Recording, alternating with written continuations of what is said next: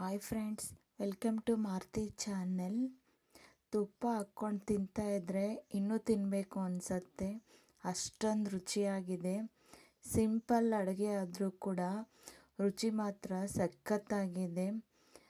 ಕೇವಲ ಒಂದು 10 ನಿಮಿಷದಲ್ಲಿ ಇದನ್ನು ರೆಡಿ ಮಾಡ್ಬೋದು, ಅಷ್ಟೊಂದು ರುಚಿಯಾಗಿರುತ್ತೆ.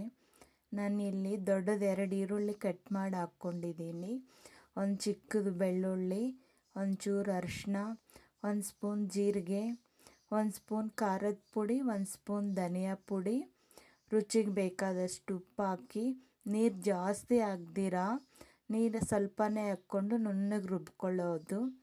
ಬಾಣಲಿಯಲ್ಲಿ ಎಣ್ಣೆ ಹಾಕಿ ಎಣ್ಣೆ ಬಿಸಿ ಆದಮೇಲೆ ಸಾಸಿವೆ, ಜೀರಿಗೆ, ಕರಿಬೇವು, ಉದ್ದಿನಬೇಳೆ, ಒಣಮೆಣಸಿನಕಾಯಿ, ಬೆಳ್ಳುಳ್ಳಿ ಜಜ್ಜಿ ಹಾಕಿದ್ದೀನಿ.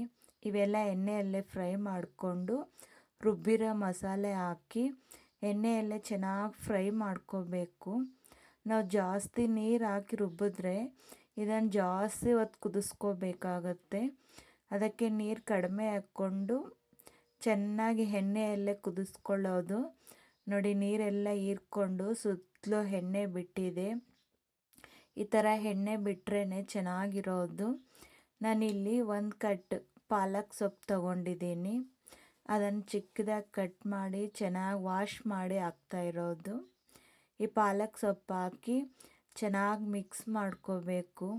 ಮನೆಯಲ್ಲಿ ತರಕಾರಿ, ಬೇಳೆ ಏನೂ ಇಲ್ಲ ಅಂದಾಗ ಈ ಥರ ಸಿಂಪಲ್ಲಾಗಿ ಮಾಡ್ಕೊಳ್ಳಿ, ತುಂಬ ಚೆನ್ನಾಗಿರುತ್ತೆ. ಇದನ್ನು ಸುಲಭವಾಗಿ ಕೂಡ ಮಾಡ್ಕೋಬೋದು. ರುಚಿ ಮಾತ್ರ ಅಷ್ಟೇ ಚೆನ್ನಾಗಿರುತ್ತೆ. ಇದು ಪಾಲಕ್ ಸೊಪ್ಪು ಹಾಕಿ ಚೆನ್ನಾಗಿ ಮಿಕ್ಸ್ ಮಾಡಿ ಅದರಲ್ಲೆಲ್ಲ ನೀರು ಬಿಟ್ಕೊಳ್ಳುತ್ತೆ. ನೋಡಿ, ಈ ಥರ ನೀರೆಲ್ಲ ಹೀರ್ಕೊಂಡು ಎಣ್ಣೆ ಮೇಲೆ ಬರಬೇಕು. ಅಲ್ಲಿವರೆಗೂ ಇದನ್ನು ಚೆನ್ನಾಗಿ ಎಣ್ಣೆಯಲ್ಲೇ ಫ್ರೈ ಮಾಡ್ಕೊಳ್ಳೋದು. ಈ ಹದ್ದಲ್ಲಿ ಉಪ್ಪು ಖಾರ ಚೆಕ್ ಮಾಡಬೇಕಾದ್ರೆ ಹಾಕ್ಕೋಬೋದು. ಈ ಥರ ನೀರೆಲ್ಲ ಹೀರ್ಕೊಂಡು ಎಣ್ಣೆಯಲ್ಲಿ ಬಿಟ್ಟ ಮೇಲೆ ಸ್ಟವ್ ಆಫ್ ಮಾಡೋದು. ಇದನ್ನು 4-5 ದಿನ ಬೇಕಾದರೂ ಹೀಗೆ ಇಡ್ಬೋದು, ಚೆನ್ನಾಗಿರುತ್ತೆ. ನಾನಿಲ್ಲಿ ಅನ್ನಕ್ಕೆ ಮಾಡಿದ್ದೆ. ಅನ್ನದ ಜೊತೆ ತುಪ್ಪ ಹಾಕ್ಕೊಂಡು ತಿಂದರೆ ಮಾತ್ರ ಬಾಯಿಗೆ ಒಳ್ಳೆ ರುಚಿ ಕೊಡುತ್ತೆ. ಈ ರೆಸಿಪಿ ಇಷ್ಟ ಆದರೆ ನೀವು ಒಮ್ಮೆ ಟ್ರೈ ಮಾಡಿ ಕಮೆಂಟಲ್ಲಿ ತಿಳಿಸಿ. ನಮ್ಮ ಚಾನಲ್ಗೆ ಲೈಕ್ ಮಾಡಿ, ಶೇರ್ ಮಾಡಿ, ಸಬ್ಸ್ಕ್ರೈಬ್ ಆಗಿ. Thank you.